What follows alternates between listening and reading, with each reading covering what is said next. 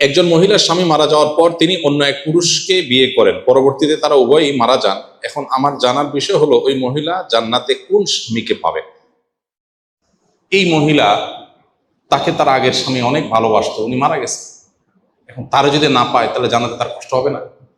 আবার সে যদি তারে পায় তাহলে দ্বিতীয় যে স্বামী ছিল বেচারার দোষ, মুসিবত না? আমরা মানুষ হিসাবে আমাদের সংকীর্ণ দৃষ্টিভঙ্গি বা সীমাবদ্ধ চিন্তার কারণে আমাদের কাছে এই জাতীয় বিষয়গুলো অনেক ডিফিকাল্ট মনে হয়। কিছু কিছু মানুষ প্রশ্ন করার সময় এমন প্রশ্ন করে, হুজুর একটা মাসালা আছে আজকে, জটিল মাসালা, কিন্তু হুজুর উনি খুব আদা জল খেয়ে একদম প্রস্তুতি নিয়ে আসছে, উনি আজকে জটিল মাসালা নিয়ে আসছে। ওটা শোনার পরে দেখা যাচ্ছে আমার পাশে থাকা ছাত্রই হেসে দিচ্ছে যে এই মাসালার জন্য ওনার কাছে যাওয়া লাগে না, এটা তো আমিই পারি। কিন্তু যিনি আসছেন তিনি মনে করতেছেন এটা কি মহা জটিল। তো বান্দা মনে করতেছে আল্লাহ এখানে কি করবে, নাউজুবিল্লাহ, আল্লাহ তো এখানে সিদ্ধান্ত দিবে কিভাবে, একজনকে দিলে আরেকজন নাখোশ হয়ে যাবে। আল্লাহর চিন্তা আপনার না করলেও চলবে। আল্লাহ রাব্বুল আলামিন কতভাবে সমাধান করতে পারে সেটা আল্লাহ তাআলা ভালো জানেন। একটা সম্ভাব্য ওয়ে, জাস্ট একটা আইডিয়া। আল্লাহ যাকে দিবেন, সর্বশেষ স্বামী যিনি, এক স্বামীর সাথে ছিল, সে স্বামী মারা গেলেন, আরেক বিয়ে হলো, এই স্বামী মারা গেলেন, আরেক বিয়ে হলো, সর্বশেষ যে স্বামী ছিল, এই স্বামীর সাথে যদি আল্লাহ তাআলা এই ভদ্র মহিলাকে দেন জান্নাতে, তাহলে প্রশ্ন হলো আগের স্বামীরা তার ভুলতে পারবে না, জান্নাতে তারা তো তার মিস করবে। উত্তর হলো আল্লাহ তাআলা তার প্রোফাইল থেকে এই মহিলাকে ডিলিট করে দিবেন। কি বলেন? তার মেমোরি থেকে ডিলিট করে দিবেন। এরকম কোন মানুষ তার পৃথিবীতে ছিল, সে হতে পারে না এরকম। আজকাল বিভিন্ন রোগের কারণেও তো মানুষ এরকম হয়ে যায় না, যে তার ছেলেকেই ভুলে গেছে, আর সে চিনে না। তো আল্লাহ রাব্বুল আলামিন কতভাবে ম্যানেজ করবেন আল্লাহ তাআলা ভালো জানেন। আপাত দৃষ্টিতে তো সর্বশেষ স্বামী যিনি, তার সাথে থাকবে, এটা খোলা চোখে বোঝা যাবে। এই বিষয়গুলোকে কোরআন হাদিস আলাদা করে ডিসক্লোজ করে নাই, এগুলো আলাদা স্পষ্ট করা হয় না। অতএব এগুলোতে আমাদের ঘাটাঘাটি না করলেও চলবে। এখন মুশকিল হলো, মানুষ দুনিয়া থেকে আখিরাতটাকে দুনিয়ার মতো মনে করে। মহিলা চিন্তা করে আমি কোনটারে পাবো, স্বামী চিন্তা করে হায় আমি পাবো কিনা। আরে চান্দু, কিয়ামতের ময়দানে ইয়া নফসি বলতে জান যাবে, কারে পাবে না পাবে সে তো বহুত পরের কাহিনী, তাই না? এই জন্য আমরা দুনিয়াটারে আমাদের মতো করে ভাবি, এই জন্য এরকম মনে হয়। যে এক মহিলা অনেক আগে লাইভে আমার কাছে প্রশ্ন করেছিল, লিখেছিল যে ভাই এমন কোনো আমল আছে কিনা যে আমি মারা যাওয়ার পরে আমার স্বামী আর কোনো বিয়ে করতে পারবে না।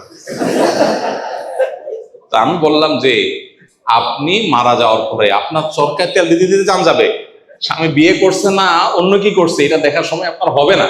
এটা দুনিয়াতে এখন ফুর্তিতে আছেন, তো এই জন্য এসব মনে হচ্ছে। মরার পরে আপনার সেই ফিলিংস থাকার কথা না, ইয়ানসি করতে জানবেন। তো যাই হোক, এটা আল্লাহ তাআলা ভালো জানেন, এবং আল্লাহর জন্য এগুলোর সমাধান কোনো জটিল বিষয় না, আমাদের কাছে অনেক জটিল মনে হতে পারে। কোন শত্রু যদি সবসময় ঝগড়া বিবাদ করার জন্য উস্কানি দেয় এবং বাড়ির সামনে এসে জোরে জোরে গালিগালাজ করে, যেন মারামারি করে, এমত অবস্থায় শান্ত থাকা ও পরিস্থিতি মোকাবেলা করার উপায় কি? দুনিয়ার সবচেয়ে কঠিন কাজগুলোর একটা হলো মাথা ঠান্ডা রাখা। কি রাখা? মাথা ঠান্ডা রাখা, সবর করা, সংযম করা। এটা হলো দুনিয়ার সবচেয়ে কঠিন কাজগুলো একটা। অনেক লম্বা লম্বা ওয়াজ করাও সহজ, কিন্তু জায়গা মতো সবর করা সহজ না। এই যে প্রশ্ন করেছেন, এরকম পরিস্থিতি আমাদের প্রত্যেকের জীবনে কম বেশি আসে। এমন ভাবে খোঁচাখুচি করতেছে, এমন ভাবে আপনাকে খেপায় তুলতেছে, যে সৃষ্টি করার চেষ্টা করতেছে যে টিকে থাকা কঠিন, মেজাজ ঠান্ডা রাখা কঠিন। কিন্তু আপনি সুচিন্তিত ভাবে আমার কি করা উচিত, চুপ থাকা যদি ভালো হয়, সে যত খেপাক আমি চুপ থাকবো। আর যদি রিয়্যাক্ট করতে হয়, যতটুকু করলে আমার জন্য কল্যাণ হবে ততটুকু, বেশি করবো না। এই সিদ্ধান্তটা সহজ সিদ্ধান্ত না, অনেক কঠিন সিদ্ধান্ত। এটা সবাই পারে না। দাড়ি রাখা, টুপি পরা, জুব্বা পরা, এমনকি নামাজ কালাম পড়া, এগুলো যত সহজ, সবর করা এত সহজ না। এই জন্য অনেক নামাজি কালাম মানুষের দেখবেন যে পরিস্থিতি যখন খারাপ হয়, দেখা যায় সেরাবেরা অবস্থা হয়ে গেছে, মুখ খারাপ করে গালিগালাজ করে চেতে মেতে অবস্থা খারাপ হয়ে গেছে। তো এই জন্য সংযম বা আত্মনিয়ন্ত্রণ এটা খুব কঠিন একটা কাজ। ইসলাম আমাদেরকে বারবার এই জিনিসটা শিখিয়েছে, আমাদেরকে নিজেদেরকে কি করতে হবে, নিজেকে কন্ট্রোল করা শিখতে হবে। যেখানে যতটুকু দরকার ততটুকু ডোজ দিব, বেশি দিয়া এরপরে বলবো সরি, এটা করা উচিত না। তো এই জন্য কেউ যদি আপনাকে ঝগড়া বিবাদ করে, গায়ে পড়ে আপনাকে খেপানোর চেষ্টা করে, আপনি নিজেকে ঠান্ডা রাখবেন। আপনার জন্য একটা সান্ত্বনার হাদিস আছে, কিভাবে ঠান্ডা রাখবেন, ওই হাদিসটার কথা মনে রাখবেন।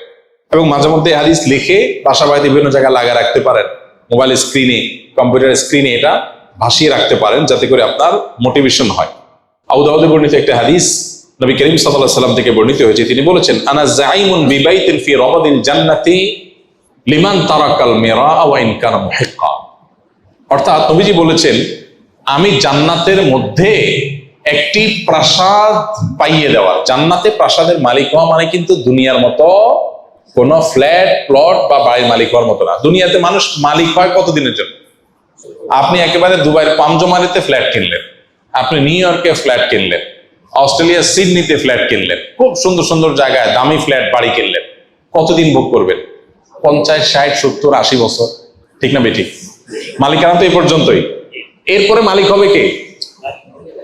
ছেলে, বউ, অন্য কে। এরপর তার আপনি মালিক না, নাকি? তাহলে দুনিয়ার মালিকানা হলো 60, 70, 80 বছর বয়স পর্যন্ত। তাও তো মানুষ কিনতে কিনতে তো 40, 50 বছর হয়ে যায়। এরপরে মরার বাকি থাকে আর 10, 20 বছর। 10, 20 বছরের জন্য ফ্ল্যাটের মালিক হয়, তাতেই কি ভাবসাব। আর জান্নাতের যদি কেউ ফ্ল্যাট আর অট্টালিকার মালিক হয়, সেটা কতদিনের জন্য হবে? অনন্তকালের জন্য, যার কোনো শেষ নাই, যার কোনো সীমা নাই, কখনো শেষ হবে না। সুবহানাল্লাহ। নবীজি বলেছেন, আমি ওই ব্যক্তির জন্য জান্নাতের মধ্যখানে প্রাসাদ আল্লাহর কাছ থেকে পাইয়ে দেওয়ার দায়িত্ব নিলাম। আমি গ্যারান্টি দিচ্ছি, আল্লাহর কাছ থেকে আমি তাকে জান্নাত পাইয়ে দিব।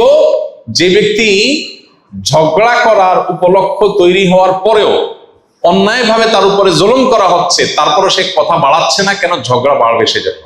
সে নিজেকে নিয়ন্ত্রণ করছে, মুখ বুঝে চলে আসছে, কথা বাড়াই নাই, পুরা উল্টা পাল্টা বলতেছে, পুরা অন্যায় করতেছে। চাইলেই এখানে এটাকে নিয়ে সামনে বাড়ায় ঝগড়া করা যায়, কিন্তু সে ঝগড়াটা এড়াইতে চাচ্ছে, এই জন্য বলছে, ভাই থাক, ঠিক আছে ভাই, আপনি যা বলছেন ওকে। সে সামনে কথা বাড়াইতে চায় না। নিজের ন্যায়ের উপরে থাকা সত্ত্বেও, ন্যায়ের উপরে থাকলেও সাধারণত একটু ঝগড়া করতে বেশি মন চায় না। শয়তান তখন উস্কায়, শয়তান বলে যে, এই তুমি চুপ থাকবা, কি দুঃখে মিয়া, সে তো উল্টা পাল্টা কথা বলতেছে। আরে এইসব উল্টা কথা মানা যায় নাকি? ঝগড়া করার পর কেউ জিজ্ঞেস করে, ভাই এত চেঁচাচেঁচি গেলেন, আরে ভাই কি উল্টা পাল্টা কথা শোনেন না, মাথা ঠিক থাকে। শয়তান যুক্তি দেওয়ায় না। কিন্তু ইমানদার, বুদ্ধিমান ইমানদার, যে ওই যে জান্নাতে আল্লাহ নবীর দায়িত্ব নেওয়া প্রাসাদের মালিক হতে চায়, সে কি করবে? সে দেখতেছে উল্টা পাল্টা হচ্ছে, দেখছে যে কথা বললে এখানে ঝগড়া হবে, ঝগড়া হলে আমার মেজাজটা গরম হবে, তার চাইতে বলবে, ভাই ঠিক আছে ভাই।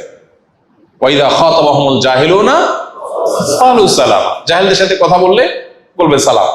এই মানুষটা খুব কম সমাজে, এই মানুষের সংখ্যা খুব, কারণ জান্নাতি মানুষ তো কম হবে।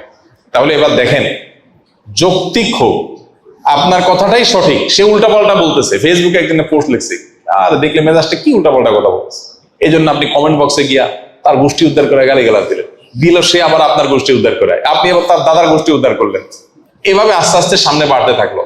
বুদ্ধিমানের কাজ, সম্ভব হলে যৌক্তিক ভাবে পারলে তাকে বুঝালাম, আর যদি মনে হয় বুঝাতে গিয়ে উল্টা বরং আমারই মেজাজ গরম হবে একটু পর, তার চাইতে ভালো বলবো, ভাই ঠিক আছে, আপনারটা নিয়ে আপনি থাকেন, মুস্কি হাসি দিয়ে চলে আসবো।